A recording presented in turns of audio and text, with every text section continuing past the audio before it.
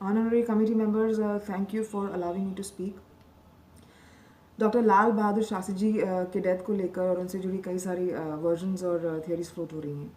अब मुझे नहीं पता कि इनमें से कौन सी थियरी सबसे ज़्यादा पॉपुलर है, लेकिन मुझे ये ज़रूर पता है कि इनमें से कौन सी थियरी सबसे कम पॉपुलर है. सच, द ट्रूथ. इस कमेटी में तमाम बातें हुई हैं, लेकिन सिर्फ एक ऐसी बात हुई है जिसकी तार कई सारे सवालों से जुड़ी हुई है, और वो ये है कि डॉक्टर शास्त्री जी का पोस्टमार्टम क्यों नहीं करवाया गया. वाई? हमें बताया गया है कि पोस्टमार्टम के लिए स्ट्रॉन्ग रीजन ऑफ डाउट बहुत नेसेसरी है, और शास्त्री जी के डेथ को लेकर तो कोई डाउट है ही नहीं. राइट? रॉन्ग. उनके डेथ के कुछ ही घंटों बाद जब उनकी बॉडी ताशकंद में थी, तब केजीबी ने रशियन बटलर अहमद सटारोव और उसके कुक साथी और इंडियन कुक जान मोहम्मद को अरेस्ट कर लिया था. अब ये लोग किस बेसिस पर अरेस्ट हुए थे? डॉक्टर शास्त्री जी को जहर देने के लिए अरेस्ट हुए थे. That was the charge.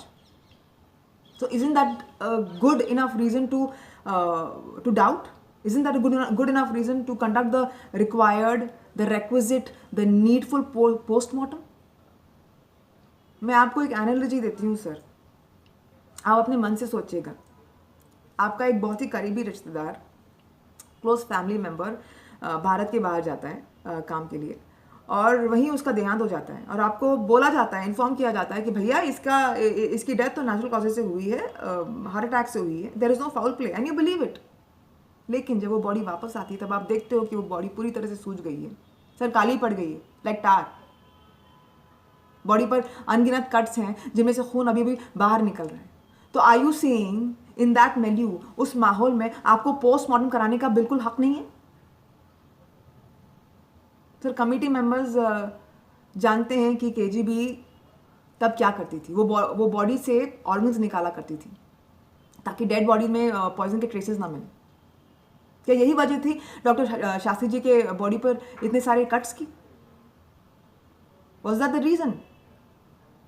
This is for the committee to decide, and to decide justly, sir. Moving on, sir, Shastri ji की डेथ के 10 साल के अंदर India became communal again. It was a fact. India was communalized again.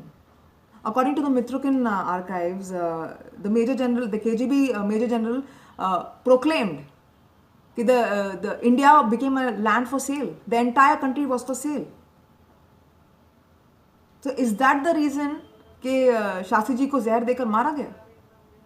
क्योंकि अगर वो जिंदा होते तो the entire country would not have been for sale.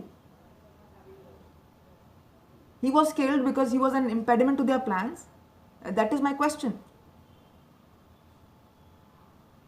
हमारे एस्टीम्ड कमिटी मेंबर्स ये जानते हैं कि 1970s में इंडिया का स्टेटस क्या था.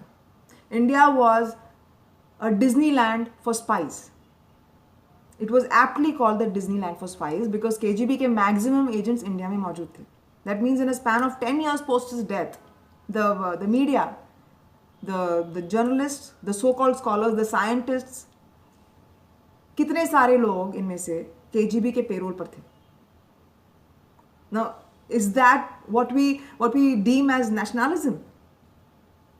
क्योंकि ये बातें स्कूल और कॉलेजेस में नहीं सिखाई जाती हैं.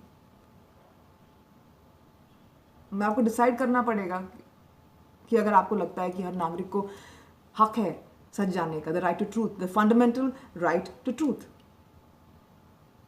और अगर है तो आपको ये सवाल का जवाब ढूंढना पड़ेगा, क्योंकि वही होगी